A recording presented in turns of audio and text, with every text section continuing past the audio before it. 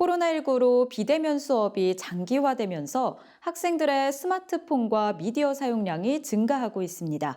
이에 따라 청소년들의 다양한 중독 문제도 함께 심각해지고 있는데요. 교회와 전문가가 함께 나서 학생들을 살려야 한다는 목소리가 나오고 있습니다. 주영희 기자가 보도합니다. 1년이 넘도록 지속된 코로나19로 인한 비대면 상황은 청소년들의 스마트폰 사용에도 영향을 미쳤습니다. 여성가족부가 학령 전환기 초중고생 127만여 명을 대상으로 조사한 결과 인터넷과 스마트폰 과의존 위험군으로 진단된 청소년만 22만여 명에 달합니다. 학생 5명 중 1명은 전문기관의 도움이 필요할 정도의 일상장애와 금단 현상을 보이는 상황입니다. 청소년 중독 예방에 교회가 적극 나서야 한다는 목소리도 나옵니다. 청소년 중독 예방 운동본부는 최근 이 같은 실태의 심각성을 알리며 교단 차원의 협력을 촉구하는 기자간담회를 열었습니다. 2020년도에 스마트폰 실태 조사를 보면 청소년들 경우에는 35.6%가 나왔습니다.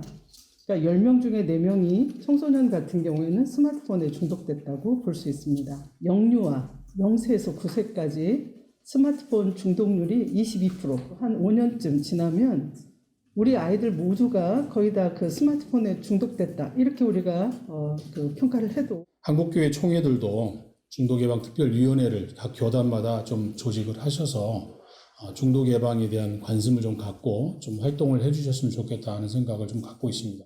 알코올과 마약을 비롯 도박, 인터넷, 게임, 스마트폰 등 중독 문제를 수십 년 다뤄본 결과 결국 영성 문제로 귀결돼 교회의 역할이 중요하다는 겁니다. 이 중독의 문제는 어떤 프로그램이나 개인의 노력만으로 되지 않는다는 걸 수십 년 동안 봐왔습니다. 결국은 이 영성으로 해결해야 되는데 교회 자체의 건강성을 위해서도 내부 전문가가 필요하다고 설명했습니다. 중독으로 건강한 정서를 잃은 사람은 생산성을 비롯해 건강한 결과들을 내기 힘들다는 겁니다. 중독자가 생산성을 발휘하는 그 비율을 한 30% 정도 보고 있어요. 200인 이상 작업장에서는 중독 상담사 두는 거를 보편적으로 하고 있는 게 현실이기도 해요. 중독자를 색출해서 중독 문제를 해결해 주는 게 회사의 생산성과 관련이 있기 때문에 적어도 1000명 이상 되는 큰 교회에서는 중독 상담사를 좀 꼭 두면 좋겠다. 관리를 해야 우리 교회가 건강해진다.